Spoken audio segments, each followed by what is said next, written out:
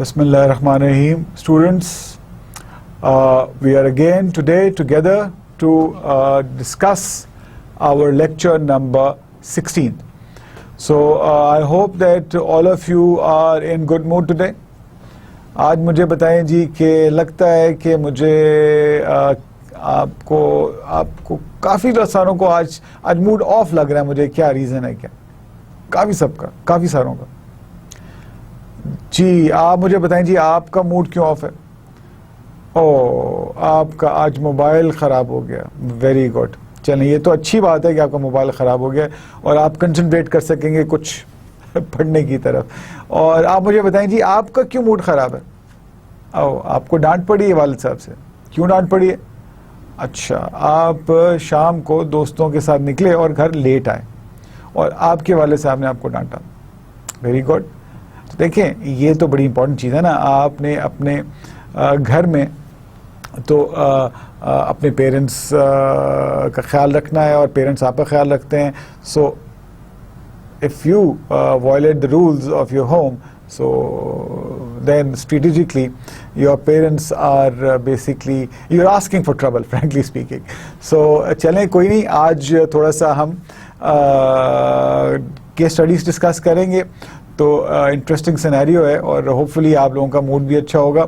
सो अपना मूड अच्छा जब पढ़ने बैठे, so you have to have a good mood, because अच्छे मूड के साथ बैठेंगे, एक इंटरेस्ट के साथ बैठेंगे तो आपको चीज़ों की समझ भी आएगी, आप एंजॉय भी करेंगे. So let's formally start our lecture. और आई होप कि everybody has pen, pencil, notes with them. Okay, that's good. So as you know that we are studying strategic human resource management और हमारा जो course code है वो that is MGT 557 है. और this is lecture number 16. जैसे कि आपको पता है कि हम हर लेक्चर में अपने पिछले लेक्चर का थोड़ा सा रिव्यू लेते हैं, उसके बाद हम केस स्टडी डिस्कस करेंगे और फिर हम इस लेक्चर में देखेंगे बेस्ट प्रैक्टिसेस अप्रोच और बेस्ट फिट अप्रोच देखेंगे और फिर again case study for the next lecture आपको इसमें मिलेगी. कोशिश करेंगे हम कि इसमें बेस्ट प्रैक्टिस अप्रोच और बेस्ट फिट अप्रोच इस लेक्चर में कवर करें, और अगर हम इस लेक्चर में कवर ना कर सके तो फिर हम अपने नेक्स्ट लेक्चर में इसकी कंटिन्यूएशन में बात करेंगे. सो लास्ट लेक्चर में बेसिकली हमने देखा था रिसोर्स बेस्ड व्यू, जो basically different concepts of strategic human resource management थी. और उसके अंदर हमने देखा था कि there is the most important views. One is the resource based view, the other is the strategic fit, and then the third one is the strategic flexibility. So ये बड़ा इम्पॉर्टेंट है कि जो रिसोर्स बेस्ड व्यू है generally इसको accept किया जाता है. The resource based view is very important in the strategic human resource, because हर ऑर्गेनाइजेशन में अगर आप ये देखें तो ऑर्गेनाइजेशन की जो फंक्शनैलिटी है और जो उसके पास कंपैरेटिव एडवांटेज आता है वो किससे आता है? उसके पास डिफरेंट अगर रिसोर्सेज मौजूद हैं तो उससे वो फंक्शन करती है ऑर्गेनाइजेशन. और अगर उन रिसोर्सेज में कुछ रिसोर्सेज यूनिक हैं, कुछ रिसोर्सेज क्या हैं? यूनिक हैं. और वो रिसोर्सेज जो हैं फिर वो आपके लिए अगर यूनिक रिसोर्सेज हैं और जो बाकियों के पास नहीं हैं तो वो आपको कंपैरेटिव एडवांटेज देते हैं. अब यूनिक रिसोर्सेज जो हैं आपके पास, जो रेयर जो रिसोर्सेज, अब जो रिसोर्सेज आपको कंपैरेटिव एडवांटेज देते हैं, वो उसमें आपके पास 4 एट्रीब्यूट्स होते हैं. एक तो वो जो रिसोर्स हैं वो रेयर होते हैं. दूसरा वो impossible to imitate, basically very rare to get imitable. Copy होना बड़ा मुश्किल होता है. अब let's put this in this way, इसको कॉपी करना मुश्किल है. फिर वो बेसिकली आपके पास one is you have rare है, वैल्यूएबल है. उनकी एक वैल्यू है, उसके बाद वो आप बेसिकली इमिटेबल नहीं है। तो ये बड़े इंपॉर्टेंट चीज़ें हैं कि आपके पास जो रिसोर्सेज हैं वो यूनिक हैं, और वो यूनिक रिसोर्सेज इतनी जल्दी कॉपी नहीं हो जाते, वो उसकी एक वैल्यू है, वैल्यूबल हैं, वो रेयर हैं, और उनका एक एडवांटेज है, दे हैव देयर एडवांटेज, ठीक है, क्योंकि उनकी वैल्यू है, उनका एक एडवांटेज है। तो ये बड़ा इंपॉर्टेंट है कि आपके रिसोर्सेज जो हैं वो उनमें क्या क्या आप वो रिसोर्सेज आपको क्यों यूनिक बनाते हैं, और ये 3-4 चीज़ें जो हैं उसके अंदर होती हैं, तो वो रिसोर्स आपका यूनिक बन जाता है। सेकेंडली बड़ा इंपॉर्टेंट है कि इन रिसोर्सेज में जो सबसे इंपॉर्टेंट रिसोर्स है, one of the most important resource, that is the human resource. और जब ये ह्यूमन रिसोर्स इंटीग्रेट होता है आपकी स्ट्रेटेजिक पॉलिसीज़ में, उसकी इंटीग्रेशन होती है, तो आप जो स्ट्रेटेजिक ह्यूमन रिसोर्स है that plays its role, and then इस इंटीग्रेशन से आपको जो कंपैरेटिव एडवांटेज हासिल होता है, एक यूनिक एज हासिल होती है over your competitors, which basically gives you advantage over other competitors. Your businesses में आपके जो अदर दूसरी कंपनीज हैं उनके ऊपर आपको एडवांटेज मिलती है। और जो ह्यूमन रिसोर्स है वो उसकी जो वैल्यू एडिशन है, वो अगर आप उसको वैल्यू करेंगे स्ट्रेटेजिकली, तो तभी आपको वो एक एडवांटेज मिलेगा, और ये तमाम रिसोर्सेज से ज़्यादा आपको एज दिला सकते हैं। जो ह्यूमन रिसोर्स है आपकी ऑर्गेनाइजेशन की, ये तमाम रिसोर्सेज से ज़्यादा, बिकॉज बहुत सारे ऐसे रिसोर्सेज हैं जिनको ह्यूमन रिसोर्स ही डिप्लॉय करती है, और फिर एलोकेशन भी ह्यूमन रिसोर्स कर रही होती है। So appropriate allocation, right deployment, understanding of the strategic aims and objectives of the organisation, और फिर इन सब की इंटीग्रेशन। ये सब जो इंटीग्रेशन है, डिप्लॉयमेंट है, ये सब कौन कर रहा होता है? ये भी ह्यूमन रिसोर्स कर रही होती है। और जब ह्यूमन रिसोर्स को की वैल्यू जो है वो एज एन एसेट हो ऑर्गेनाइजेशन के अंदर, उसकी एक स्ट्रेटेजिक वैल्यू हो, तो obviously that organisation ultimately bound to thrive, bound to sustain in the tough environment, and अगर conducive environment है तो वो progress in leaps and bounds। तो ये बड़ी important चीज़ है जो आपको समझने की ज़रूरत है। उसके बाद हम strategic fit की बात करते हैं। उसके strategic fit is basically integrating your policies and practices into the opportunities and environmental opportunities भी आप देखते हैं, अब आपके अपने resources भी देखते हैं, और फिर आप ये देखते हैं कि आपके जो aims and objectives and जो policies हैं, और फिर how human resource basically plays role in that, and that has to basically go hand in glove and strategically fit होगा, तो आप आगे अपना competitive advantage हासिल कर सकेंगे। और third, which is the most important as far as I am concerned, the most important is the strategic flexibility। तो जो strategic flexibility है वो सबसे ज़्यादा important इसलिए है कि जब तक environment को आप adopt नहीं करेंगे, environment को आप understand नहीं करेंगे, environment को आप respond नहीं करेंगे, उस वक्त तक आप you will not basically improving your systems। Okay? ये एक बड़ी important चीज़ है, you need to understand that कि we are today in the world which is changing rapidly, very dynamic environment, very dynamic environment। आप देखते हैं रोज़ाना मोबाइल सेट्स में नई टेक्नोलॉजी आ रही होती है, कंप्यूटर्स जो हैं वो ऑब्सोलीट हो रहे होते हैं, नई टेक्नोलॉजी आ रही होती है, आपके लाइफस्टाइल जो है वो चेंज हो रहे होते हैं due to the advancement in technologies. तो ये बड़ी एक रैपिड एडवांटेज है। फॉर एग्जांपल आज आप बेसिकली ये जो हम the mode of our communication is that you are basically listening my lecture through your television. एक ज़माना ये होता था कि क्लासरूम, अभी भी खैर ये क्लासरूम एजुकेशन है, लेकिन ये जो टेक्नोलॉजी का एडवांसमेंट हुई है, अब हम मैस एजुकेशन की तरफ चले गए हैं, लॉन्ग डिस्टेंस एजुकेशन की तरफ चले गए हैं।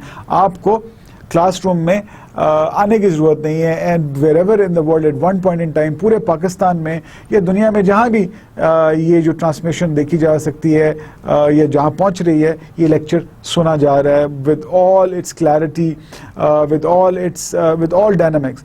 तो ये एक टेक्नोलॉजिकल एडवांसमेंट है और ये भी लाइव्स को लाइव्स में चेंज लेके आ रही है। सो बेसिकली और आगे चल के बहुत सारा ऐसे भी वक्त आएगा, अभी भी चीज़ें आ रही हैं कि फॉर एग्जांपल स्काइप के थ्रू आप लेक्चर्स दे रहे हैं, अभी भी देने शुरू हो गए। और आने वाले वक्तों में जब नेक्स्ट 5-10 ईयर्स आप देखेंगे कि टेक्नोलॉजिकल एडवांसमेंट से और बहुत सारे मीन्स ऑफ एजुकेशन जो है वो इम्प्लीमेंट हो गए हैं और वो कन्वीनियंस डेवलप कर रहे हैं। सो टेक्नोलॉजिकल एडवांसमेंट से क्या डेवलप हो रहा है? कन्वीनियंस पे, और उस कन्वीनियंस से क्या हो रहा है कि पेस जो है लाइफ का बड़ा फास्ट हो रहा है। So coming back to our strategic flexibility, अगर ऑर्गेनाइजेशन फ्लेक्सिबल नहीं है, एनवायरनमेंट से जो भी उनको थ्रेट्स, अपॉर्चुनिटीज एंड चैलेंजेस आ रहे हैं उनको आप कंफर्म नहीं करते, उनको अडॉप्ट नहीं करते, उनको आप फेस नहीं करते, और according to the challenges, according to the environment अगर आप अपने आप को एडजस्ट नहीं करते, अपनी पॉलिसीज को फाइन ट्यून नहीं करते, सो फ्रैंकली स्पीकिंग देन आप कितनी ही अच्छी पॉलिसीज क्यों ना बनाई गई हो, क्योंकि जो भी पॉलिसी बनती है वो उसकी कंसिडरेशन एक सर्टन फ्रेम ऑफ टाइम होता है, एक फ्रेम ऑफ माइंड होता है, एक फ्रेम ऑफ एनवायरनमेंट होता है। लेकिन जब अगर आप एनवायरमेंटल फैक्टर्स को मद्देनजर नहीं रखते, उनको आप कंसिडर नहीं करते, तो फिर क्या होता है?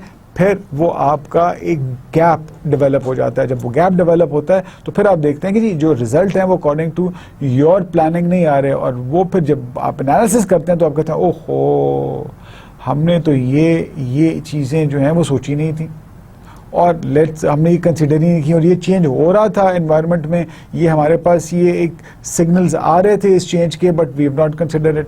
तो व्हाट हैपेंड दैट आपने अपने रिसोर्सेज को भी वेस्ट कर दिया, आपने अपनी एनर्जीज को भी वेस्ट कर दिया, और आपने अपने कंपैरेटिव एडवांटेज को भी लूज कर दिया। सो समबडी, देखें ये तो बड़ा इंपॉर्टेंट है कि आपका कंपेटिटर जो है वो आपसे एज ले लेगा और वो आगे निकल जाएगा। सो स्ट्रेटेजिक फ्लेक्सिबिलिटी जो है वो बहुत इंपॉर्टेंट है ऑर्गेनाइजेशन की सक्सेस के लिए। तो ये बेसिकली हमने थोड़ा सा रिव्यू कर लिया that how important is the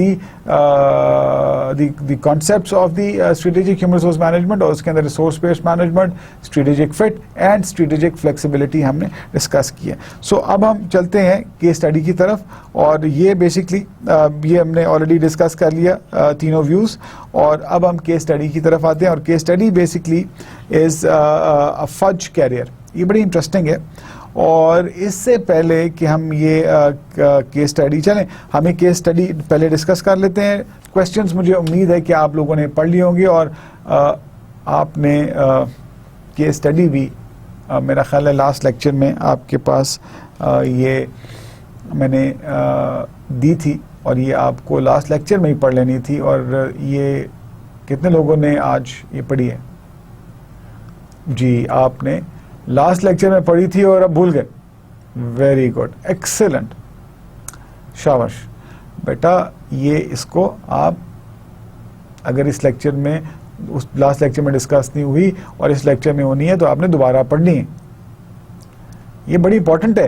देखिए ये जो चीज़ है, ये जो केस स्टडी है, ये जो केस स्टडीज़ हम पढ़ते हैं, जो अपनी स्किल्स की जो HRM स्किल्स के बारे में हम पढ़ते हैं, ये इतनी इंपॉर्टेंट है कि अगर आप इनको एक दफ़ा अंडरस्टैंड कर गए तो आप रियल लाइफ में जो गलतियां हैं, अगर आप HR डिपार्टमेंट में काम नहीं भी करें, रिमेंबर वन थिंग, आप you've done your BBA, you've done your MBA, professional life में चले गए, आप कोई भी area of professional life adopt कर लें, आप एडमिनिस्ट्रेशन में चले जाएं, आप HRM में चले जाएं, आप फाइनेंस में चले जाएं, आप मार्केटिंग में चले जाएं, आप ब्रांड मैनेजमेंट में चले जाएं, आप फाइनेंस अकाउंटिंग को देख लें, वट एवर ऑपरेशन मैनेजमेंट को आप देख लें, what ever you do and what ever you do and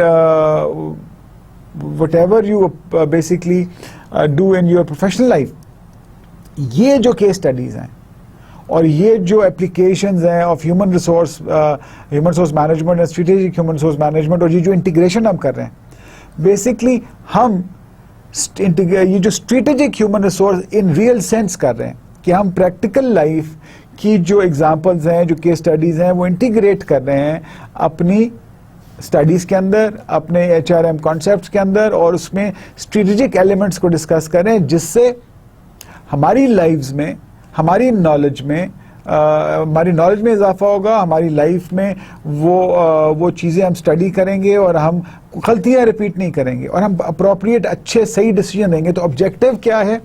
objective is to take right decisions to basically move ahead in the path of success. So this is basically your strategy of the life, and this is the basically application of this knowledge into your mission, vision and strategy, which makes this the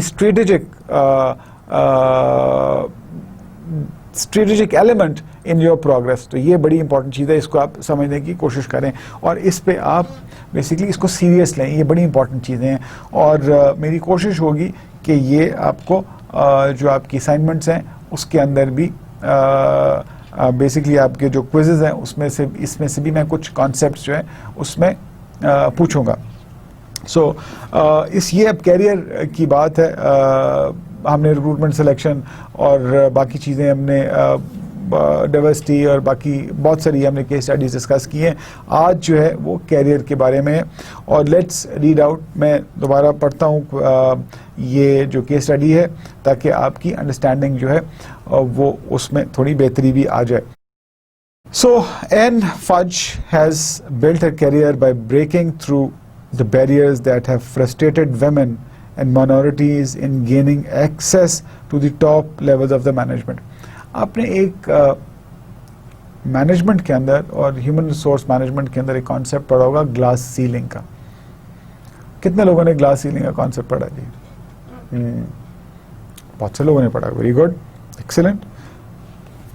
लड़कियों ने तो हाथ उठा लिया जी, तमाम लड़कियों ने पढ़ा क्योंकि आपके मतलब का है ना, इसलिए चलें, that's good. Glass ceiling is basically where the women और जो माइनॉरिटीज़ हैं उनके साथ जो डिस्क्रिमिनेशन होती है कि वो उनके जो मेल कॉलीग्स हैं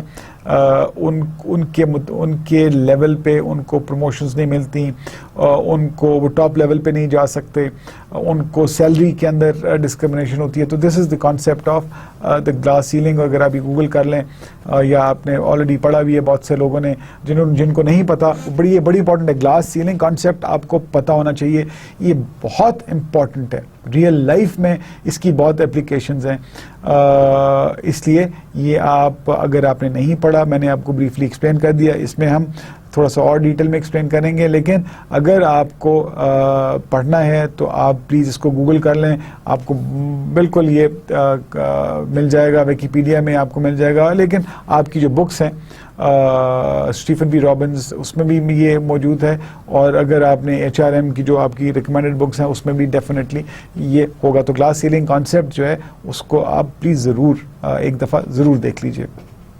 so let's move ahead.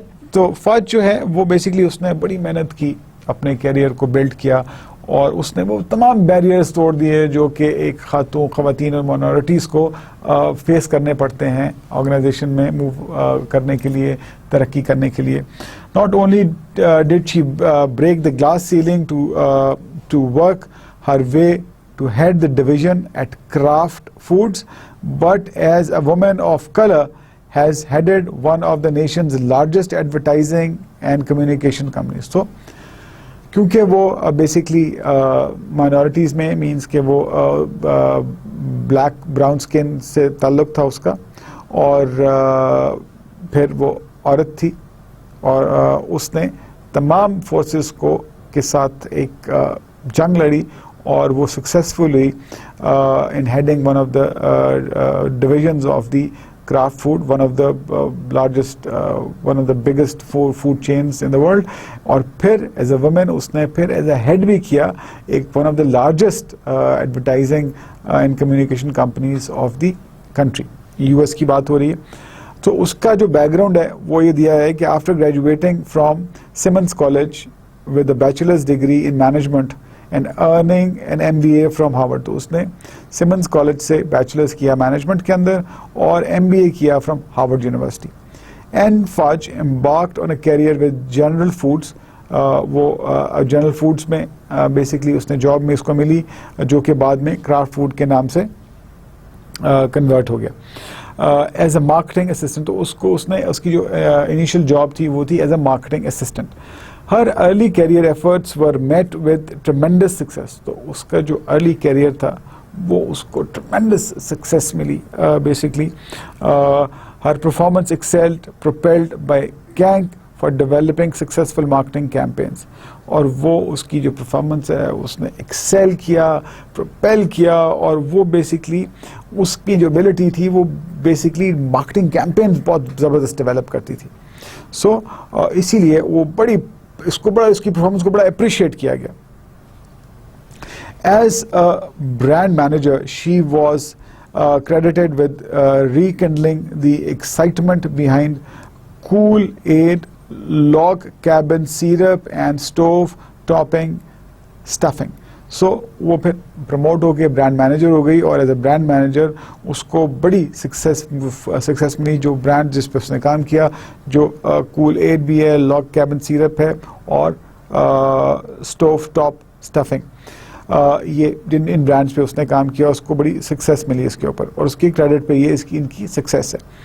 She did this while controlling costs and increasing product quality, और ये उसने देखें जब आप किसी हेड डिवीजन को हेड कर रहे होते हैं या चीज़ों को मैनेज कर रहे होते हैं तो आपने उसकी कॉस्ट को भी कंट्रोल करना होता है और प्रोडक्ट की क्वालिटी को भी इन्हांस करना होता है। तो ये सब चीज़ें आपको आती हैं जब आप अपने रिसोर्स को टेक्टफुली डिप्लॉय करते हैं, आप अंडरस्टैंड करते हैं कि आपने वैल्यू एडिशन कहाँ करनी है। तो ये बड़ा इंपॉर्टेंट एलिमेंट है जो कि एन फज ने अप्लाई किया।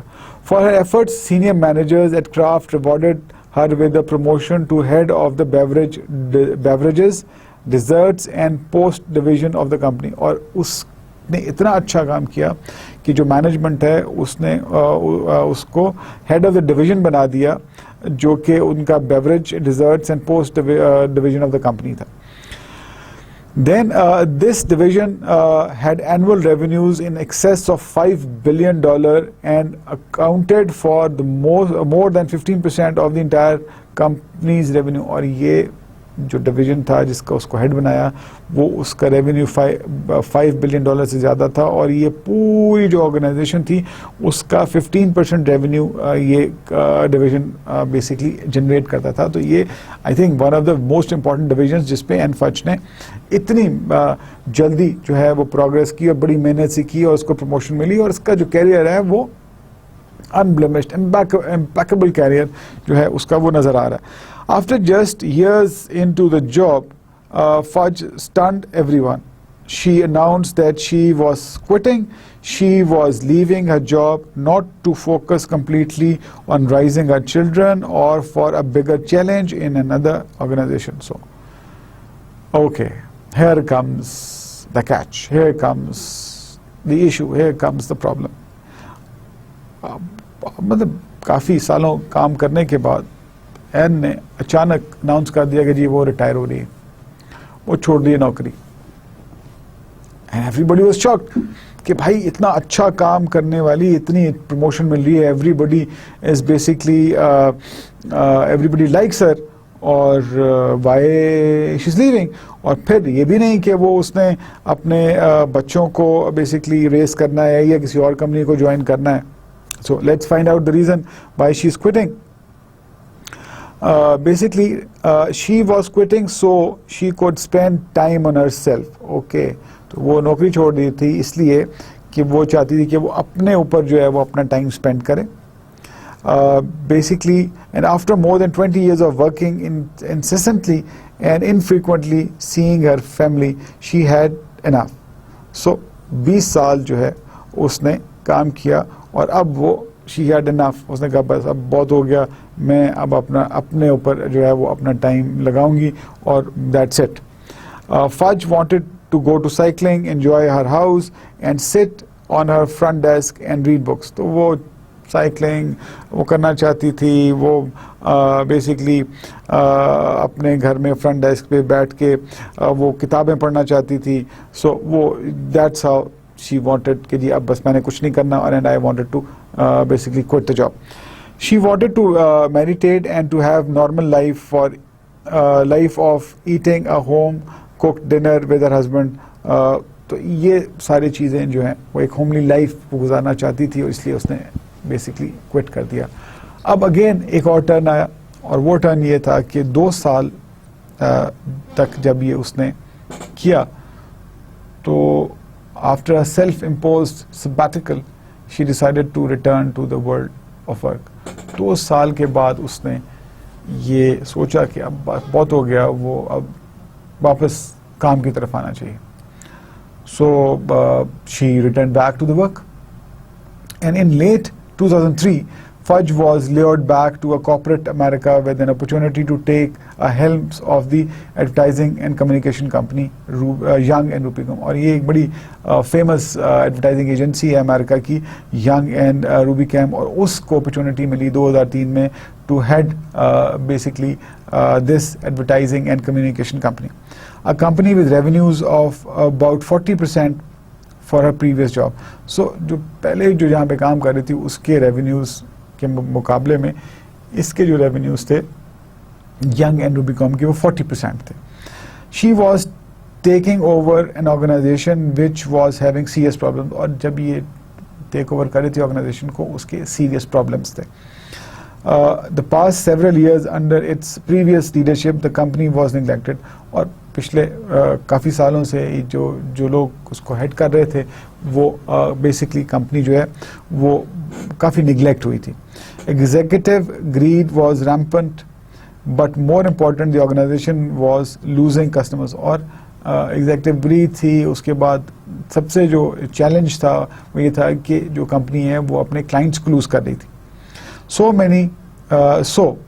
many that it had lost nearly 2/3 of its revenue. So in fact इतने ज़्यादा क्लाइंट इसके कम हो गए कि 2/3 of revenue जो है वो उसका कम हो गया. Fudge said she was excited by the challenge of turning Young and Rubicam. और जो Fudge है वो बड़ी खुश थी. Yes, she got a challenge. She got a challenge, and she will basically there's a challenge to turn around the Young and Rubicam. Okay. She wanted to make a difference and build a company that worked with independent businesses in an effort to identify problems and implement workable solutions. So उसने basically she excited थी, और उसने she wanted to make a difference, and she knows that she has the ability to turn around the things. Fudge left Young and Rubicam in late 2006. तो ये Young and Rubicam को 2006 में उसने फिर छोड़ दिया 3 साल के बाद. To increase her commitment to community involvement. और क्यों छोड़ा कि उसकी जो commitment थी towards the community involvement and become more involved in non-profit sector, और वो non-profit sector में social work में चली गई.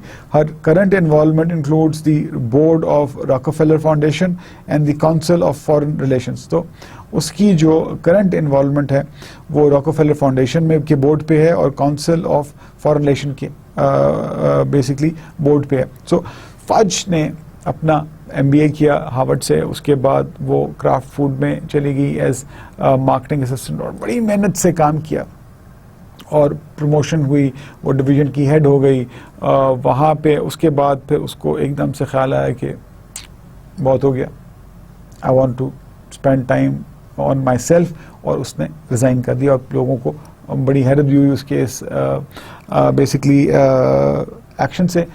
2 साल के बाद जब उसने रियलाइज़ किया कि नहीं बस बहुत हो गया, and I want to go back to the world of business, corporate world, तो 2003 में फिर then she got basically a challenge to work with the Young and Rubicam and Advertising and Communication Agency, जो कि America की बड़ी important advertising agency है. लेकिन उस वक्त उसकी जो पोजीशन थी वो खासी ख़राब थी. क्लाइंट 2/3 क्लाइंट जो हैं वो चले गए थे, जो क्लाइंट बहुत तेज़ी से मतलब छोड़ के जा रहे थे, और 2/3 रेवेन्यू जो है वो उसका कम हो गया था. और basically Fudge took a challenge and she know that she can make a difference, और उसने 3 साल में यंग एनयूबीकॉम को टर्न अराउंड कर दिया. लेकिन all of the sudden in 2006 she decided to quit, और उसने कहा जी नहीं, अब मैं जो है वो कम्युनिटी वर्क करूंगी, और नॉन प्रॉफिट की तरफ उसने अपने आप को डिवर्ट कर लिया. और इस वक्त जो है according to this case study वो रॉकफेलर फाउंडेशन की वो बोर्ड मेंबर है, और she is also on the board of the council of foreign relations. So ये बेसिकली उसने अपनी ज़िंदगी में this was the career of Fudge. अब हम बेसिकली बिफोर डिस्कसिंग दी हम पहले ये क्वेश्चंस डिस्कस करते हैं, और फिर हम different stages of career discuss करेंगे. आपने ये जो कैरियर स्टेजेस हैं ये आपने पढ़ी भी होंगी अपनी ह्यूमन रिसोर्स मैनेजमेंट में, लेकिन हम इस क्योंकि बड़ी पर्टिनेंट एंड रेलेवेंट है बेसिकली इस केस स्टडी के साथ, तो हम वो कैरियर स्टेजेस भी हम देखेंगे ताकि आपको जो अंडरस्टैंडिंग है वो बेहतर हो जाए. सो इसमें जो क्वेश्चंस हैं वो बेसिकली हम पहले क्वेश्चंस रीड आउट कर लेते हैं, फिर हम कैरियर स्टेजेस पढ़ेंगे, और फिर हम वापस आएंगे बेसिकली इसके ऊपर केस स्टडी के ऊपर. So describe what has happened in this case and to Ann Fudge in terms of career stages. So career stages की बात कर रहे हैं. Do you believe that Fudge suffered a mid-life career crisis? Defend your position. और तीसरा है what can an organization do to prevent talent like N Fudge for leaving the organization? Explain. तो हम पहले डिस्कस करते हैं career stages को. So अब आपके सामने स्क्रीन पे बेसिकली डायग्राम है, और ये बेसिकली ये डिफाइन कर रहा है डिफरेंट कैरियर स्टेजेस. सो ये एक individual basically progress through 5 stages in a career before reaching its retirement. तो अब पहला जो स्टेज होती है वो एक्सप्लोरेशन होती है, और इसके अंदर हमने देखा कि जो अपर साइड है with is high performance and lower side is the low performance.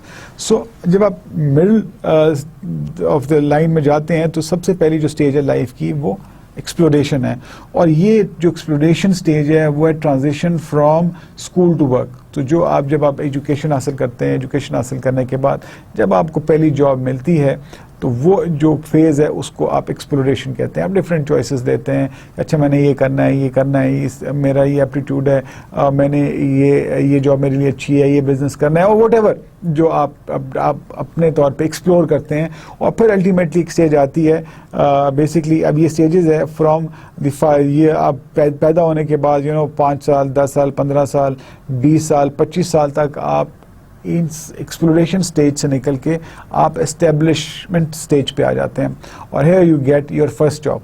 So by the age of 25 almost plus minus couple of years you start your own business or you get your first job, और उसमें फिर आप establishment की तरफ जाते हैं, और from the age of 25 to 35 आपने अपने कैरियर को एस्टेब्लिश करना है, एंड यू मूव अहेड, आप ऊपर जाते हैं.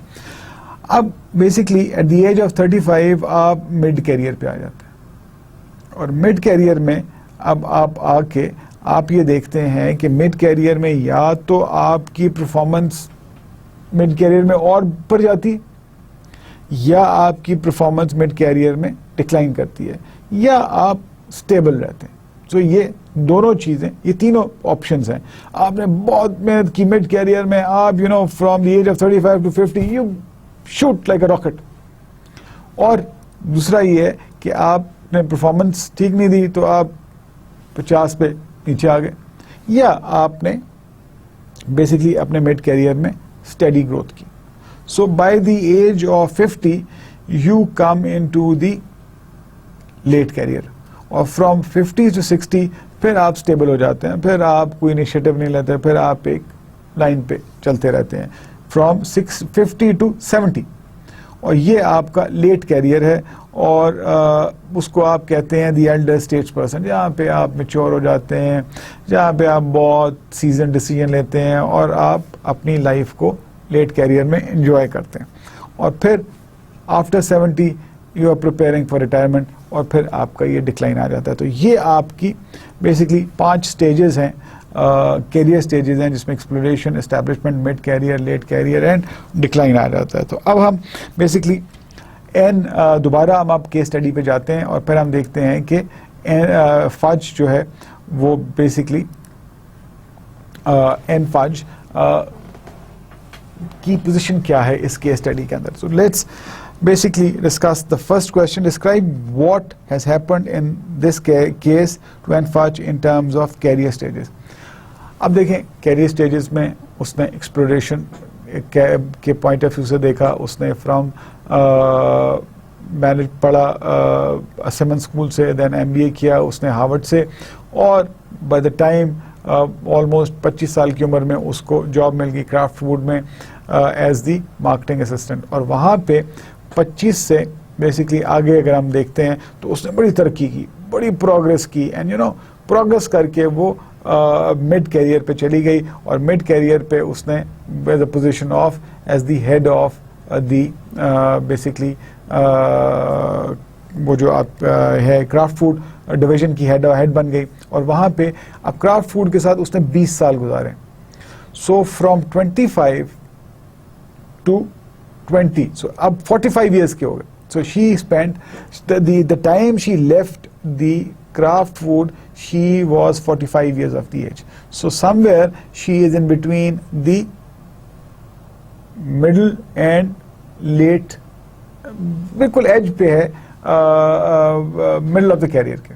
सो यहाँ पे जब उसने प्रोग्रेस की एंड शी डिसाइडेड कि अब उसने अपने लिए काम करना है, अपने फोकस करना है अपनी लाइफ के ऊपर, तो उसने वो छोड़ दी नौकरी। तो अब यहाँ पे उसका एक जो है इशू आ गया कि उसने ब्रेक कर दिया अपने कैरियर को, और कैरियर में ब्रेक करने के बाद देन 2 साल वो उसका गैप आ गया, और 2 साल के बाद जब वो वापस आई तो डेफिनेटली उसको क्राफ्ट फूड में उसकी पोजीशन वो नहीं मिली, ना वो मिल सकती है। तो फिर उसने एक चैलेंज लिया, एक एडवर्टाइजिंग एजेंसी में उसको जॉब मिल गई जो कि 40% कम थी रेवेन्यू में, जो पहले जॉब छोड़ी गई उसमें जो डिवीजन को हेड कर रही थी वो। और प्लस यहाँ पे अब आप देख लेंगे she is in her late career की स्टार्ट पे, at the end of the middle career and the start of the late career. 49 years की एज होगी उस वक्त इसकी, जब ये 45 and to 47 years of the age पे ये वापस आई है to head the Young and Rubicam. और वो उसने चैलेंज लिया, it's a very good challenge उसने लिया और उसने एक्सेप्ट किया, और फिर 3 साल उसने वहाँ पे बेसिकली काम किया, उस एजेंसी को टर्न अराउंड किया, और फिर उसने डिसाइड किया okay forget about it and move ahead. So by this time she 47 plus 3, she was 50 and she was in start of the late career। और फिर उसने वो नॉन प्रॉफिट की तरफ चली गई, और फिर उसने वो अपना नॉन प्रॉफिट पे ऑर्गेनाइजेशन में काम कर दिया। हाँ, अचीवमेंट उसकी ये है कि वो she is on the board of the Rockefeller and the international basically Council of Foreign Relations, which are more very prestigious non-profit organizations of the US। तो ये यहाँ इनके बोर्ड पे भी होना एक बहुत बड़ा बेसिकली एजाज़ होता है लोगों के लिए। बट उसका बेसिकली जो क्राइसिस है बेसिकली अब हमने डिफरेंट कैरियर स्टेजेस पे N-Fudge को एनालिसिस कर लिया, तो यही आपका जवाब होगा कि उसका basically what happened in this case that N-Fudge in terms of career stages। so N-Fudge ने अपनी career stages में क्या किया। Now the second question is, do you believe that Fudge suffered a mid-career crisis? अब आप मुझे बताएं जी, क्या Fudge मैंने आपको बड़ा डिटेल में एक्सप्लेन किया, जी आप बताइए। Good, yes. So basically mid career के एंड पे उसने बेसिकली जॉब छोड़ दी, और जब वो 2 साल के बाद वापस आई वो at the late mid career में थी, और वहाँ पे उसको जो पोजीशन मिली वो नहीं मिली जो वो छोड़ गई थी। तो वहाँ पे क्राइसिस तो है। तो या तो आपको अपने जब वर्क लाइफ बैलेंस की हम बात करते हैं, हमने वर्क लाइफ बैलेंस पढ़ा था, अगर वर्क लाइफ बैलेंस आप रखें तो फिर आपको वो ये महरूमी नहीं होती कि या आपने अपने लिए टाइम नहीं दिया, आपने घर वालों के लिए टाइम नहीं दिया, आपने तो आप अपने कैरियर को जब बिल्ड करें तो आप वर्क लाइफ बैलेंस रख के बिल्ड करें, और वर्क लाइफ बैलेंस रख के बिल्ड करेंगे तो आपका किसी चीज़ पे भी फिर देखें आपको ये महरूमी नहीं होगी या ये बेसिकली फीलिंग ऑफ गिल्ट नहीं आएगा कि what you have done is that you have ignored one thing for the gain of other thing. Two trade offs जो हैं वो आप ट्रेड ऑफ्स के ऊपर आपको गिल्ट नहीं आएगा तो अगर आप वर्क लाइफ बैलेंस रखेंगे। अगर वो वर्क लाइफ बैलेंस होगा तो शायद अगर वर्क लाइफ बैलेंस एंड भी रखती तो अपनी प्रोग्रेस जो है वो स्टडी रखती और अपनी वर्क लाइफ बैलेंस पे रखती तो शायद वो कंपनी डिवीजन की हेड से वो कंपनी की सीईओ भी बन सकती थी। It was possible. लेकिन जब उसने वो सिर्फ उस 2 साल को वो एग्जॉस्ट हो गई थी, वो बहुत ज़्यादा एग्जॉस्ट हो गई थी, उसने ब्रेक ले ली। ब्रेक लेने के बाद जब वापस आते हैं तो फिर आपको शायद वो अपॉर्चुनिटी ना मिले, तो यहाँ पे वो मिड कैरियर क्राइसिस में का शिकार हुई। और यही वो इशू था कि फिर उसको वो जॉब मिली जो कि 40% लेस रेवेन्यू की कंपनी थी, छोटी कंपनी थी, वहाँ पे क्राइसिस ज़्यादा था, वहाँ पे प्रॉब्लम ज़्यादा थी, और वो चैलेंज उसने लिया। उसने वो चैलेंज लिया और क्योंकि उसकी आदत थी, वो बड़ी एनर्जेटिक थी, क्वालिफाइड थी, उसने वो चैलेंज लिया, एक्सेप्ट किया और उसको टर्न अराउंड किया। ये एक एडेड एडवांटेज है। लेकिन फिर वो अगेन वर्क लाइफ बैलेंस नहीं रख सकी और फिर उसने वो छोड़ दिया। फिर उसने कहा अच्छा ठीक है, मैं अब बेसिकली नॉन प्रॉफिट ऑर्गेनाइजेशन की तरफ जाऊंगी। ये मिड लाइफ कैरियर क्राइसिस में वो ना चाहते हुए फंस गई और इसका मेन रीज़न था वर्क लाइफ बैलेंस जो वो नहीं रख सकी और वो एग्जॉस्ट हो गए। This is what you should basically think, और इस पर आप भी सोचें, आप भी एनालिसिस करें, और इसके आप बेसिकली अगर और ऑप्शंस भी आती हैं तो आप ज़रूर इसको लिखें अपने पास। What can organization do to prevent talent like Enfudge from leaving their organizations? ये बड़ा important है। देखें, क्राफ्ट फूड एक बहुत बड़ी ऑर्गेनाइजेशन है, डेफिनेटली आपको ह्यूमन रिसोर्स तो मिल जाता है, आपको फिर उसको ट्रेन करना पड़ता है। अब 20 साल एक बंदे ने एक एम्प्लॉय ने आपके साथ काम किया, वो ट्रेंड है, वो आपके कल्चर को समझता है, समझती है, वो क्वालिफाइड है, वो ट्रस्टेड है, एक म्यूचुअल रिस्पेक्ट है, एक म्यूचुअल ट्रस्ट है ऑर्गेनाइजेशन में, और वो छोड़ के चला जाए तो बंदे में तो प्रॉब्लम है, लेकिन ऑर्गेनाइजेशन में भी प्रॉब्लम है। Yes, there's a problem with the person कि वो बेवकूफ़ी कर रहा है, वो छोड़ के जा रहा है बिकॉज उसकी प्रायोरिटीज़ जो हैं वो पर्सनल लाइफ है। लेकिन ऑर्गेनाइजेशन भी जो है वो अपने एक बहुत इम्पॉर्टेंट, देखिए यहाँ पे अब हम स्ट्रेटेजिक ह्यूमन रिसोर्स की बात करते हैं। अब क्या है कि क्राफ्ट को जो एनफज है उसको अगर वो as a strategic human resource, a vital resource, an asset समझे। देखिए ना, बड़ी सिंपल सी बात है कि क्राफ्ट फूड को ये कहे कि उनका वो जो डिवीजन जिसको एनफज हेड कर रही है वो बंद कर दें, तो वो क्या करेंगे? They will not close, they will do everything और anything to basically make it up and running.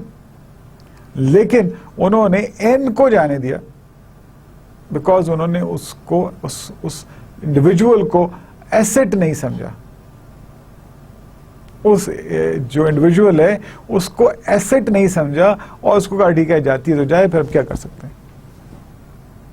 So this shows that craft food somehow lack in their philosophy of what? Of considering their human resource as their strategic asset. ये बड़ा important है, ये it's very important. हो सकता है कि अगर एनफज को वो अपना स्ट्रेटेजिक रिसोर्स समझते, एनफज के इश्यूज को एड्रेस करते, वर्क लाइफ बैलेंस को वो इनकरेज करते तो हो, और उनकी ऑर्गेनाइजेशन जो है वो प्रोग्रेस करती और रेवेन्यूज लेकर। तो ये it all depends on the management that how they feel about their human resource. So इसके अंदर हमें जो मेजर वीकनेस नजर आती है क्राफ्ट फूड केस स्टडी के अंदर, दैट ह्यूमन रिसोर्स को स्ट्रेटेजिकली इंपॉर्टेंट नहीं समझा गया, एनफाज को रिटेन नहीं किया गया, और वो रिटेन ना करने से एनफाज का भी प्रॉब्लम हो। डेफिनेटली कंपनीज को इतना बड़ा इशू नहीं आता, लेकिन अगर इसी तरह वो अपने अच्छे लोगों को लूज करते रहेंगे तो अगेन वो स्ट्रेटेजिक कंपैरेटिव एडवांटेज नहीं आएगा और बाकी ऑर्गेनाइजेशन उनसे आगे निकल जाएंगी जो उनके कंपटीशन में है। So this is very important that organisation should value their human resource, और वो ह्यूमन रिसोर्स को वैल्यू इस तरह करें कि उनको सपोर्ट करें और उनकी इश्यूज को रिजॉल्व करें। अब इसके अंदर बेसिकली क्राफ्ट को क्या करना चाहिए था, लेट्स से अगर एन का कोई प्रॉब्लम था, अब देखिए अगर उस 2 साल के अंदर उसका दिल भर गया एंड वो वापस जो है वो आ गई। So what they could have done is that they have given let's say a month leave to Ann Fudge and paid vacation दे देते और कहते ठीक है जाओ एंजॉय करो लाइफ को, this is paid by the organisation, आप साइकिलिंग करो, आप 1 महीने की छुट्टी पे चले जाओ, आप साइकिलिंग करो, आप म्यूजिक सुनो, फैमिली के साथ जाओ, जो मर्जी करो। फिर उसको कुछ फ्लेक्सिबल टाइमिंग्स दे देते अगर उसको कोई प्रॉब्लम है, एक वर्क लाइफ बैलेंस क्रिएट हो जाता एनफाज की लाइफ में। सो वो ज़्यादा प्रोडक्टिव हो जाती और उस ज़्यादा प्रोडक्टिविटी से ऑर्गेनाइजेशन को भी फ़ायदा होता, वो अपने रिसोर्स को भी ना लूज़ करते और फिर बेसिकली ऑर्गेनाइजेशन को भी प्रॉब्लम ना होती। तो ये एक बड़ा इंपॉर्टेंट है कि अगर अच्छी ऑर्गेनाइजेशन है तो वो अपने ह्यूमन रिसोर्स को as a strategic human resource basically deal का इसको कंसिडर करे और उसकी वैल्यू को समझे और उसके इश्यूज को रिजॉल्व करे ताकि वो ज़्यादा प्रोडक्टिविटी दे, और उस प्रोडक्टिविटी से क्या होगा, वैल्यूडेशन होगी, और वो वैल्यूडेशन क्या है, आपका कंपैरेटिव एडवांटेज है। तो ये आपने देखना है, ये बड़ा इंपॉर्टेंट है। तो here we conclude this case study, और ये केस स्टडी जो है वो आपके पास भी है। इन जो जितने भी क्वेश्चंस हैं जो आंसर्स हैं प्लीज़ आप लिख लीजिए, जो मैंने एक्सप्लेन किया है उसको आपने ज़रूर लिखना है। ये जो छोटे छोटे पॉइंट्स हैं बड़े इंपॉर्टेंट होते हैं, ये अंडरस्टैंडिंग में आपको बड़े काम आएंगे। So please do write down all these answers in your notebooks. Now next basically is the case study, जो दूसरी केस स्टडी है, और वो है the perky way to productivity. और ये केस स्टडी भी आई होप आपने पढ़ ली होगी। पढ़ी है आपने? 2 लोगों ने पढ़ी है सिर्फ। इतनी बड़ी क्लास पूरे पाकिस्तान में ये आप लोग फैले हुए हैं और उसमें से सिर्फ 2 लोगों ने ये केस स्टडी पढ़ी है। अमेजिंग। चलें, hats off to you, hats off to you 2 people that you have basically gone through it. लेकिन आई होप कि बाकी लोग भी पढ़ेंगे। देखें ये केस स्टडी जो अगर आप पढ़ लें तो आपको जो फ़ायदा होगा वो मैं आपको बता देता हूँ क्या फ़ायदा होगा। एक तो बेसिकली आपको बहुत सारी टर्मिनोलॉजीज जो आपको समझ नहीं आई जब आपने खुद पढ़ी आप अंडरलाइन कर देते हो, फिर जब we basically read it out go through with you तो वो आपको आसानी हो जाती है अंडरस्टैंडिंग की। और फिर इसमें जो डिफरेंट चीज़ें हैं, डिफरेंट एंगल्स हैं, बिकॉज हम केस स्टडी को एनालाइज करते हैं from different angles, basically human resource के एंगल से, स्ट्रेटेजिक ह्यूमन रिसोर्स के एंगल से, मैनेजमेंट के एंगल से। तो वो बेसिकली आपके जहन में जो एंगल्स हैं जो मैं आपको बताता हूँ उसको फिर हम मैच करते हैं और फिर उसके बाद आपकी जो कन्फ्यूजन है वो दूर हो जाती है। तो ये बड़ी इंपॉर्टेंट चीज़ है कि आप केस स्टडी जो है वो प्लीज़ ज़रूर पढ़ लिया करें।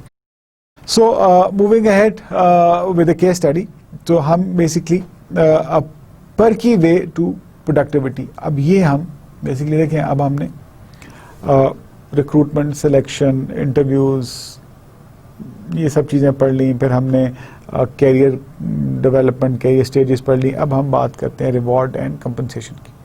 सो अब ये जो केस स्टडी है this is basically based on the how your productivity is increased with the rewards and compensation. So अब ये केस स्टडी हम देखते हैं कि इस ऑर्गेनाइजेशन में क्या बेसिकली किया जिससे और उससे उनको क्या फ़ायदा हुआ और स्ट्रेटेजिक बेनिफिट उन्होंने क्या हासिल किया। So let's start. Imagine working in an organization where employees' morale is low. Very important. Turnover is high and the cost of hiring is astronomical. So imagine करें कि आप ऐसी ऑर्गेनाइजेशन के साथ काम कर रहे हैं जिसमें एम्प्लॉय का मोराल लो हो और टर्नओवर ज़्यादा हो, लोग आ रहे हैं जा रहे हैं, कम रहे हैं छोड़ के ज़्यादा जा रहे हैं, और कॉस्ट ऑफ हायर करने की कॉस्ट एस्ट्रोनॉमिकल बहुत ज़्यादा हो. So if that were the case, you would imagine that such affected employers do whatever they can do to find, attract and retain quality employees. तो इस सिचुएशन में आप ये देखते हैं, you can imagine that जो affected employers हैं, जो affected employers हैं, वो कुछ भी करने को तैयार होते हैं to find, attract and retain quality employees. तो वो कुछ भी करते हैं अपने एम्प्लॉयज़ को, अच्छे एम्प्लॉयज़ को अट्रैक्ट करने के लिए, फिर उनको रिटेन करते हैं, और पहले तो उनको ढूंढते हैं, फिर अट्रैक्ट करते हैं और रिटेन करते हैं. But you couple this goal with the reality of economic picture. You simply cannot throw good money at employees who will jump ship for an extra $1,000. You recognize that statistics say that 41% of all employees have no loyalty to their employers and will move on if better offer comes. What a dilemma. अब ये तो एक dilemma है, ये एक problem है. देखें, जो लॉयल्टी विद ऑर्गेनाइजेशन है ना, वो एम्प्लॉयर भी वैल्यू करता है. अब अकॉर्डिंग टू द सर्वे जो अमेरिका में उन्होंने किया, उसमें तकरीबन 41% जो एम्प्लॉयज़ हैं उनकी कोई लॉयल्टी नहीं होती ऑर्गेनाइजेशन के साथ, और उनको अगर $1,000 फॉर एग्जांपल $10,000 $20,000 मीन्स के ₹10,000 $20,000 depending on the economical conditions, वो नौकरी को चेंज कर लेते हैं. अगर उनको कुछ पैसे मिले, 10% रेज मिले, जो एग्जिस्टिंग ले रहे हैं 20% मिले, तो वो तो फ़ौरन जंप कर जाते हैं कि जी कोई लॉयल्टी वॉल्टी नहीं है, वो दूसरी ऑर्गेनाइजेशन जंप कर जाएंगे. अब जंप पोजीशन टैग अगर आप बढ़ा दें, अगर आप पैसे बढ़ा दें, कुछ पर्क्स एंड प्रिविलेजेस दे दें, जॉब की नेचर सेम है तो वो फौरी तौर पे मूव कर जाएंगे. ये एक डायलेमा है और ये होता है. 41% basically there is no loyalty among the employees. ये एक सर्वे है. और फिर ऑर्गेनाइजेशंस भी इस तरह, वो मतलब कोई वाइज नहीं है कि अपना पैसा जो है वो थ्रो करना शुरू कर दें एम्प्लॉयज़ को रिटेन करने के लिए जहाँ पे लॉयल्टी नहीं है. तो then they this is a very important consideration कि वो अपने रिसोर्सेज को कैसे यूटिलाइज करें. These issues clearly are concerns for organizations like Genentech और Zippo. और ये जो issues हैं वो वाकई कंसर्न, मैटर ऑफ कंसर्न है फॉर Genentech एंड Zippo, दो ऑर्गेनाइजेशन है, but they don't basically fought over them. That's because they have found that treating employees with respect and giving them such things as bonuses, rewards for longevity, on-site childcare, on-site lunches, and sending employees home with prepared dinner works. Wow. अब basically जो organisation like Zippo and Genentech है, वो परेशान नहीं होती इन चीज़ों से, because उन्होंने they have found a secret. And what was that secret कि उन्होंने जो अपने एम्प्लॉयज़ हैं वो they treat them with respect. उनको आप जैसे हम जो हमने वर्क लाइफ बैलेंस में डिटेल डिस्कस की थी, वो हम सारी यहाँ पे देखते हैं कि ऑन साइट चाइल्ड केयर है, ऑन साइट लंचेस दे रहे हैं, sending employees home with prepared dinner works. तो ये जो एम्प्लॉयज़ को इंसेंटिव दे रहे हैं, दे हैव फाउंड आउट कि इंसान को क्या चीज़ ज़रूरत होती है. इंसान को इज़्ज़त की ज़रूरत होती है, रिस्पेक्ट की ज़रूरत होती है, उसको अप्रिसिएशन की ज़रूरत होती है, फिर उसको वो कंसिडरेशन की ज़रूरत होती है कि वो ऑर्गेनाइजेशन के उनको वो खाना भी वहाँ पे दे रहे हैं, बेसिकली वो उनको रिवॉर्ड्स भी, बोनसेस भी दे रहे हैं, on site child basically care facility भी दे रहे हैं, ऑन साइट लंचेस भी दे रहे हैं. तो ये एक्सक्यूज मी बड़ी इंपॉर्टेंट चीज़ें हैं, और ये बेसिकली शो करती हैं कि ऑर्गेनाइजेशन कितनी लॉयल है, कितनी कंसिडरेट है टूवर्ड्स द एम्प्लॉयज़. तो ये Genentech एंड बेसिकली Zippo जो है, यही पॉलिसी उनकी उन्होंने अडॉप्ट की हुई है.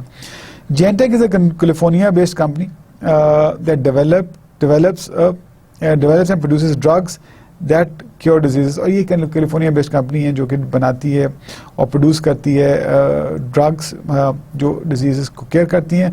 According to the company website, Genentech celebrated its 11th year on Fortune's Best Places to Work, और in 2009 लिस्ट फॉर्चून की बेस्ट प्लेसेस ऑफ वर्क। तो 11 साल से जो जेनेटिक है वो सेलिब्रेट कर रही है जो कि बेस्ट प्लेसेस टू वर्क है।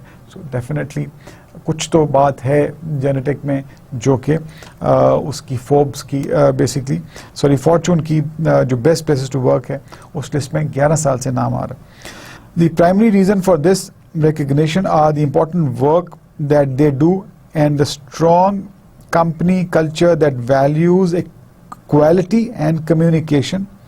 But any discussion of how great Genentech is always circle back to the benefits that shows real respect of employees. So basically एक चीज़ तो बड़ी important है कि इनका कल्चर बड़ा अच्छा स्ट्रॉन्ग है, वैल्यूज़ हैं इक्वालिटी की, कम्युनिकेशन है, लेकिन सबसे जो इम्पोर्टेंट है कि वो अपने एम्प्लॉई को रिस्पेक्ट देते हैं।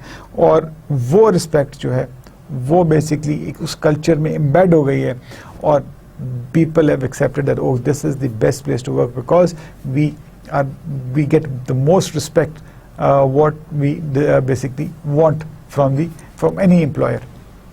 तो ये इंपॉर्टेंट चीज़ है।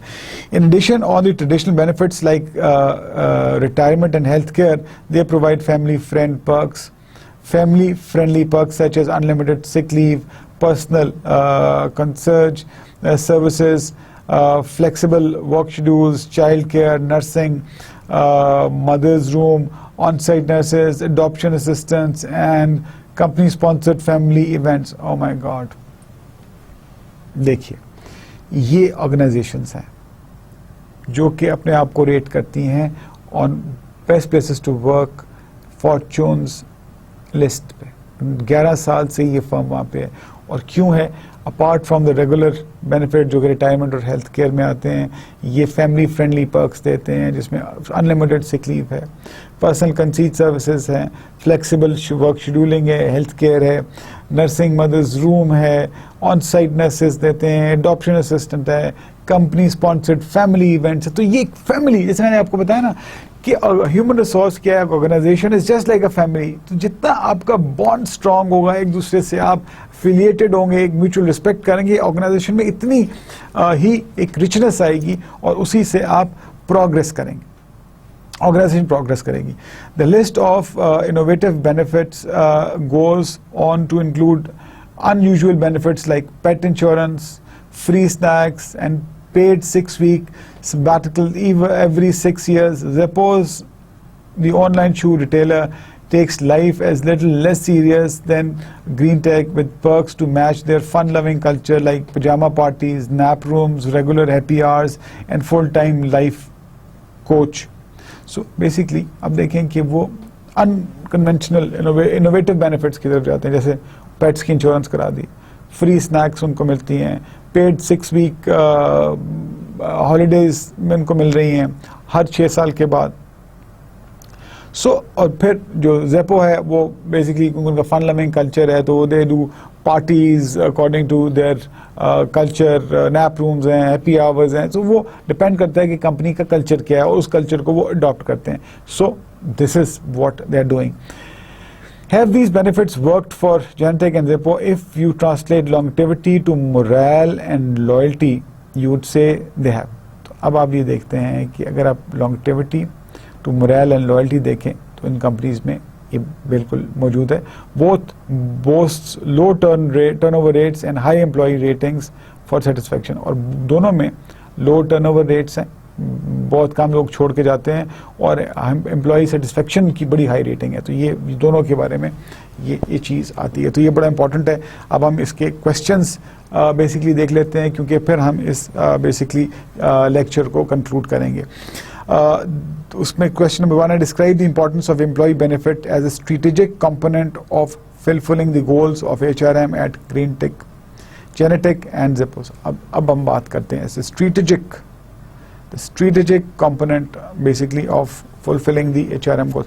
अब देखें employee benefits, अब जो employees को benefits मिले, अब हम देखें जो बात कर रहे हैं कि वो कहता है describe the importance of employee benefits as a strategic component of fulfilling the goals of HRM at Greentech and Zappos. अब HRM के गोल्स क्या है? HRM का जो सबसे बड़ा गोल होता है कि आपका एम्प्लॉय प्रोडक्टिव हो, आपके एम्प्लॉय में लॉयल्टी हो, एम्प्लॉय सेटिस्फेक्शन हो, टर्नओवर रेट आपका कम हो, ठीक है, ये जो HRM के गोल्स हैं। अब बेसिकली अब ये जो बेनिफिट एम्प्लॉयज़ को दिए गए हैं, अब दे आर अमेजिंग बेनिफिट्स कि आपको यूजुअली ऑर्गेनाइजेशंस क्या करती हैं जो कि HRM फोकस्ड नहीं होती, वो आपको बाय लॉ जो रिक्वायरमेंट है वो आपको रिटायरमेंट पे पेंशन मिल जाएगी, रिटायरमेंट बेनिफिट्स हैं, या आपको हेल्थ बेनिफिट्स मिलेंगे। और अब जो कॉस्ट कटिंग की बात आ रही है, जो कॉस्ट कंट्रोलिंग की बात आ रही है, तो वो यहाँ पे भी ऑर्गेनाइजेशंस जो हैं वो डंडी मार रही हैं, लेकिन सिर्फ जो लॉ का एलिमेंट है उसको बेसिकली उससे इन लाइन कंपनीज जो हैं वो उससे बाहर नहीं जा सकती, तो वो उनको they have to basically implement the laws regarding the retirement and the pension and other benefits for the employees। लेकिन अगर laws ना हो तो फिर जो कंपनी नेचर फोकस नहीं है वो ये काम भी ना करें। सो यहाँ पे जो जेनेटेक है और जो ज़िपो है, अब वो जो बेनिफिट्स दे रहे हैं उससे वो स्ट्रेटेजिक बेनिफिट्स जो हैं वो HRM के गोल्स वो अचीव कर रहे हैं, बिकॉज एम्प्लॉय जो रेट है, टर्नओवर रेट है वो नहीं है, सेटिस्फेक्शन है, बेसिकली प्रोडक्टिविटी है, उसके बाद लॉयल्टी है, और बेसिकली एक एनवायरनमेंट ऑफ गुडविल है। तो ये सब चीज़ें जो हैं वो स्ट्रेटेजिक बेनिफिट दिलाती हैं एक ऑर्गेनाइजेशन को, और HRM जो है plays a vital role in the progress of the organisation. So the second question is that how Genentech and Zappos use employee benefits as motivation tool. अब बेसिकली हमने जैसे एकेडमिकली भी इसको डिस्कस किया और डिटेल में पढ़ा कि हर इंसान की अगर जो बेसिक ज़रूरियात हैं वो अगर पूरी हो जाएं तो वो एक सेटिस्फेक्शन लेवल पे आ जाता है और वर्क लाइफ बैलेंस हो। और देखिए ज़िपो ने और जेनेटेक ने एम्प्लॉयज़ को इतने बेनिफिट्स दे दिए, एक एनवायरनमेंट बना दी, एक फैमिली का एनवायरनमेंट दे दिया, फिर उनको सैलरीज, पर्क्स एंड प्रिविलेजेस भी मिल रहे हैं, उनको बोनसेस भी मिल रहे हैं, उनको पेड लीव्स भी मिल रही हैं, उनको एक इन्वॉल्विंग कल्चर, देखिए एक कंजीनियल, एक इन्वॉल्विंग कल्चर मिल गया। अब जहाँ पे आप एक फैमिली हैं, जहाँ पे आपका एक इन्वॉल्विंग कल्चर है, वहाँ से छोड़ के जाना जो है ना बड़ा मुश्किल है। और जब आप छुट्टी नहीं करते, अगर जहाँ पे आपकी ऑर्गेनाइजेशन का माहौल अच्छा हो, एनवायरनमेंट अच्छी हो, कंजीनियल हो, तो आप छुट्टी नहीं करते, आप छुट्टी लेते नहीं हैं, कई साल आप के गुजर जाते हैं and you don't take leave.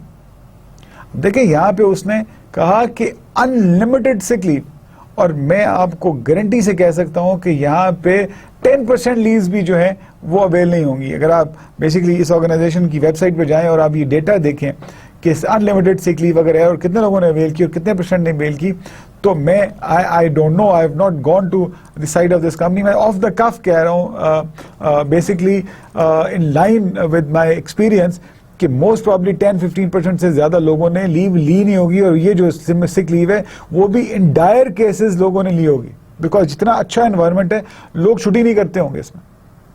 और ये एक बहुत बड़ा मोटिवेशनल टूल है for what, for enhancing your productivity. जब आप जॉब में होंगे तो आप अपने दिल से काम कर रहे होंगे। जैसे मैंने कहा था बर्टन रसल ने कि जो ऐसे हैं फटीग और एंजॉयमेंट के फ़र्क क्या है, जो काम अपने दिल से करते हैं वो एंजॉयमेंट है, और जो काम दिल से नहीं करते वो फटीग है। तो यहाँ पे जो आपने एनवायरनमेंट क्रिएट कर दी है, जो जेनेटेक एंड ज़िपो ने एनवायरनमेंट क्रिएट किया है, लोगों को एक मोटिवेशन है और वो दिल से काम करें, जिससे प्रोडक्टिविटी भी बढ़ती है। So basically very successfully Zappos and Genentech basically applied these benefits for the employees and which resulted in the motivational tool for the employees। तो ये बड़ा important चीज़ है। The last question है इसमें, do you believe the incentive benefits such as those offered at GreenTech and ज़िपो can be used in other organizations, why or why not? अच्छा, अब ये बड़ा important question है। देखें, हमने एकेडमिकली भी डिस्कस किया और आगे भी हम डिस्कस करेंगे जब हम चीज़ों को डिस्कस करेंगे. Different organizations have different cultures, and different cultures have different dynamics, and in different dynamics people have different behaviors. ये समझने की बात है कि different cultures के different dynamics हैं और different dynamics में लोगों के behavior बड़े different होते हैं. अब जो बेसिकली अमेरिका के लोग हैं उनके बिहेवियर डिफरेंट होंगे, जो मिडल ईस्ट के लोग हैं उनके बिहेवियर और उनके responses to different stimuli different होंगे, एशिया में डिफरेंट होंगे और एशिया के अंदर साउथ एशिया में डिफरेंट होंगे, ईस्ट एशिया में डिफरेंट होंगे, फार ईस्ट एशिया में डिफरेंट होंगे. तो दुनिया के अंदर इंसान जो हैं वो उनका नेचर जो है वो एक सा नहीं है. कम्युनिटीज़ जो हैं बहुत सारे लोगों की जो जो जो दुनिया में जितनी भी कम्युनिटीज़ हैं उन कम्युनिटीज़ में तो अपनी सिमिलैरिटीज़ हैं, लेकिन ओवरऑल दुनिया के अंदर हर चीज़ सिमिलर नहीं है. हर कम्युनिटी का बिहेवियर डिफरेंट है, उसके डिफरेंट रिस्पॉन्सेस डिफरेंट है टू डिफरेंट स्टिमुलाइज. सो अब बेस्ट प्रैक्टिसेस अगर हम देखें तो येस, ये जो इंसेंटिव्स ज़ेपो और जेनेटिक ने अनाउंस किए हैं, जो अब दे रहे हैं, वो ऑफ़र किए हैं अपनी ऑर्गेनाइजेशन में, that can be applied in all organisations. Yes, it can be applied, लेकिन बेसिकली ये जो है डिफरेंट इन्वायरमेंट में डिफरेंट तरीक़ों से इनमें डवटेल होगी. सो इनको डवटेल कर सकते हैं. For example let's say Pakistan की अगर हम बात करते हैं तो पेट इंश्योरेंस यहाँ पे hardly matter. On site child care चलें, ठीक है. एडॉप्शन यहाँ पे इतनी ज़्यादा बेसिकली उसको वैल्यू नहीं किया जाता या लोग उसको इतना कंसिडर नहीं करते हैं इम्पोर्टेंट. तो ये बहुत सारी ऐसी चीज़ें हैं जो कि बेसिकली डिफरेंट मुल्कों में उनकी अपनी डिफरेंट इम्पोर्टेंस है. यहाँ पे बेसिकली हेल्थ केयर में अगर आप पेरेंट्स को हेल्थ केयर फ्री दे देते हैं, जो कि है यहाँ पाकिस्तान में डिफरेंट ऑर्गेनाइजेशन में कि आपके पेरेंट्स भी एलिजिबल हैं, बट ये बाय लॉ है और पेरेंट्स भी जो हैं वो एलिजिबल होते हैं आपकी, तो आपको एक फीलिंग ऑफ होती है कि यार चलो जिस ऑर्गेनाइजेशन में मैं काम कर रहा हूँ they also look after my parents. तो ये जो बेनिफिट्स हैं डिफरेंट इन्वायरमेंट में, डिफरेंट ऑर्गेनाइजेशन में, डिफरेंट बेसिकली पर्सपेक्टिव में अप्लाई होते हैं. बट ये yes, they can be applied to other organizations, but it all depends what culture the organization carries और उसके again उस organization की management की philosophy towards the HR क्या है. They are very much focused on the HR philosophies to basically value them, the assets, और या वो अपने बच्चों की तरह समझते हैं अपने employees को, या they just feel that they are just like the tools which basically work for their machines, they are working, और वो अगर टूट गया तो रिप्लेस कर दो और नया ले आओ. It all depends on how the organization look at their human resource. So here basically ये हमारे पास जो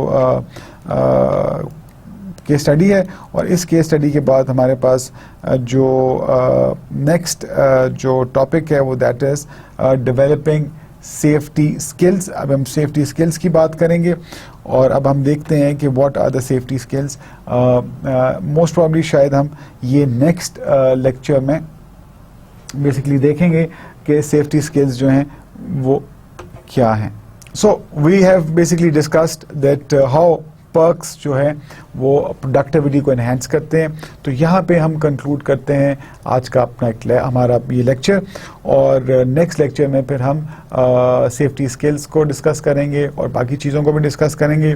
टिल द नेक्स्ट लेक्चर अपना ख्याल रखिएगा, और जितना भी हमने ये लेक्चर ये आज डिस्कस किया है, जो भी आपके पास नोट्स हैं उसको एक दफ़ा प्लीज़ ज़रूर देख लें. आपके जहन में बहुत सारे क्वेश्चंस आएंगे, नोट डाउन कर लें. You can email it to me, मुझे ट्वीट कर सकते हैं ताकि अगर आपके कोई क्वेश्चंस हैं तो मैं उसको अच्छी तरह आपको एक्सप्लेन कर दूं, उसका जवाब दे सकूं. तो till the next lecture, take good care of yourself and love Pakistan, because Pakistan we are, and we need to strengthen the country, we need to strengthen Pakistan. Zindabad. Allah Hafiz.